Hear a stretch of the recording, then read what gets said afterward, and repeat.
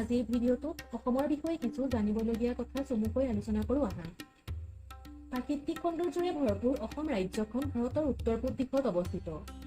ইয়াৰ মাটিকালি ৭৮,৪৩৮ বৰ্গ কিলোমিটাৰ। অসমৰ চাৰিসীমাটো হ'ল উত্তৰে আছে অৰুণাচল প্ৰদেশ আৰু ভূটান। অসমৰ পূব দিশত আছে নাগালেণ্ড আৰু মণিপুৰ। দক্ষিণে অৱস্থিত ত্ৰিপুৰা আৰু মিজোৰাম।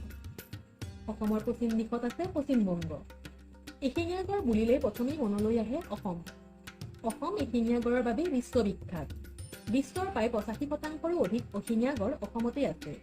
অসম চাহ আৰু ৰেচমৰ বাবে গোটেই বিশ্বত পৰিচিত।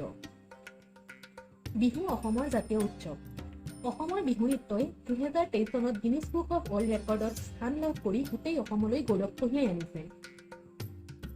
এছিয়াৰ প্ৰথমটো খাৰুৱা তেল পোৱা ঠাই হ'ল অসমৰ ডিগবৈ। অসমৰ বুকুত থকা প্ৰধান নদী দুখন হ'ল ব্ৰহ্মপুত্ৰ আৰু বৰাক। অসমৰ কাৰণে গৌৰৱৰ বিষয় যে পৃথিৱীৰ সৰ্ববৃহৎ নদীদ্বীপ মাজুলী আৰু সৰু নদীদ্বীপ উমানন্দ দুয়োটাই ব্ৰহ্মপুত্ৰৰ বুকুতেই অৱস্থিত।